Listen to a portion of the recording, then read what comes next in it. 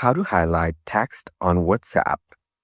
To get started, first of all, you need to open up the WhatsApp application on your phone. You will then be taken to this page on WhatsApp. Now tap on any chat from the list. So once you're in the chat, tap on the chat box on the bottom panel of your screen. Then type in a normal message on your keyboard. You will see that it's a normal text that we send usually, so clear the message. Now, to highlight the message, you need to go over to the symbol section on your keyboard. Then, on the keyboard, you need to tap on the star symbol before you start typing any message. After you're done typing the message, close it with another star symbol.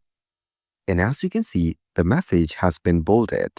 Then, just go ahead and send the message. And as you can see, the text has been highlighted. So, by following these steps, you can highlight any text on WhatsApp.